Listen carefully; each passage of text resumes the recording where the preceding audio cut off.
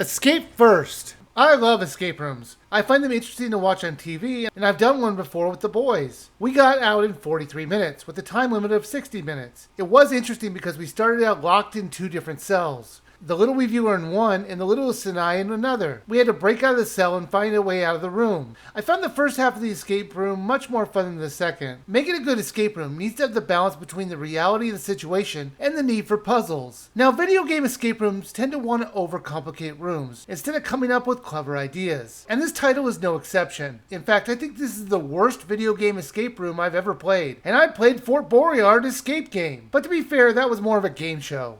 I'm actually trying to think of a video game escape room type that I actually might have liked. And just like off the top of my mind, the only one I can come up with is that Modorica real estate game. And I think that's because it had a very clever idea of having you print out on a piece of paper the floor plans and clues. And you use that with the game to play. It was overpriced, but it wasn't bad. This game was originally a VR game that was converted into a normal playable game. And it shows. The gameplay is very clunky, and the controls were awful. You can only hold one thing at a time, and nothing made logical sense. Now, before we start talking about the 3 rooms, let me talk about this insane lobby. It has a room with a wall for room selection, 2 couches, cubbies like we're in kindergarten, and an unobstructed access to just jump off a cliff. There's no railing to be found anywhere. Now look at this. How exactly did I get in this room? There's no door. Did I just climb up some unseen ladder? Do we have to trek through this forest to find this magical escape room setup? There is an invisible wall to stop you from leaving, but why have this open area? The whole atmosphere makes no sense with an escape room. If they really want to set up shop here, it would be a crazy waste of money. I am willing to say the wall opens up to get to the rooms, but the rest of the lobby feels off. There are 3 rooms, and only one of them actually feels like an escape room, but even that one screws it up by the end. The other one has a setup of one, but fails miserably. Like I mentioned, there are 3 of them. Psycho Circus, The Red Button, and Lost in Time. I would normally put them in order from best to worst, but I'm just going to have to go in the order of slightly okay, boring, and beating a dead horse. I will say I beat almost all of these rooms, and the only one I didn't beat was because of the awful controls in this game, but I'll get into that in a minute. Let's start with the slightly okay one. The Red Button. Now you start off in a small room with a red button.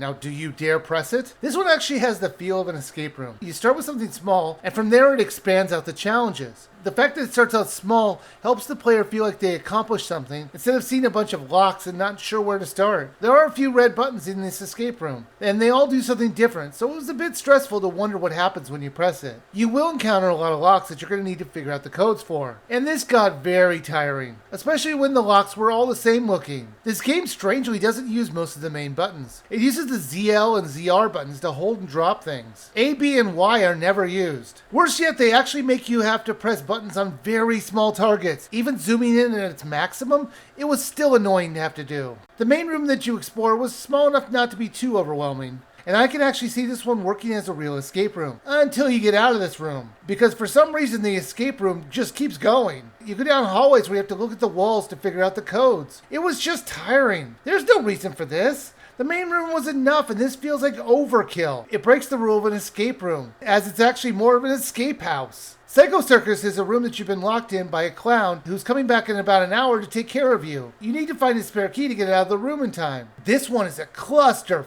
of ugliness. The walls, floor, and basically the whole place is not fun to explore.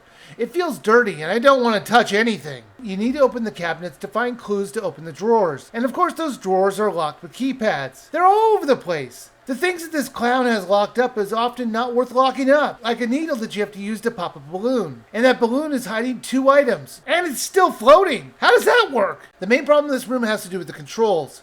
Since you can only hold one thing at a time, you're going to have to drop most of the items that you get, since they're mostly there only to help you find a number on a keypad. I had items littering the floor, and one of those things I was dropping was the horses that I kept finding. I eventually put one in the carousel model, and I figured out you need to find them all and put them in there in order to get the key. The problem was the floor was so hideous, I couldn't find one of the ones I dropped. They let you reset the items without a penalty, but it only reset the clues. The horses never came back, so I have no idea where that last horse was, so I couldn't finish this room. Even though I finished all the locks and stuff, I just couldn't find that last horse. Time ran out and nothing happened. It was just running my time into the negatives. So at that point I had 3 choices. Keep looking for this horse, redo the whole room, or say close enough and take the win. And that's exactly what I did. I beat the room, I just didn't do it officially. Finally, let's talk about the Lost in Time room. This had one concept, and even though it loses its appeal after 2 clocks, it keeps going. You're in a room with a bunch of clocks and you're trying to get out. Just like all the other rooms, there's really only one way you could beat this room. You really can't do anything out of order. But in this room, it feels way more restrictive than the others. Instead of keypads, all you're doing is setting the time to unlock the cabinets and drawers. It gets tiring very fast. I get what they're trying to do, but it's very dull. And once again, it's something that no real escape room would ever do, since it's such a one-note room. Escape First is not a good escape room video game. I think they tried to replicate an escape room, but forgot to make it fun. Every place feels like they just finished filming a new Saw movie. There is a market for horror-themed escape rooms, but it doesn't really work without actually being there. Now, I don't know if this game is better in VR, but thinking about it, I guess it would just have to be, since it makes it more immersive. If this wasn't obvious, this is definitely a skip. There isn't much here that I liked. It had 1 or 2 clever moments, but that doesn't excuse the 95% of the rest of the room. So you should just skip this.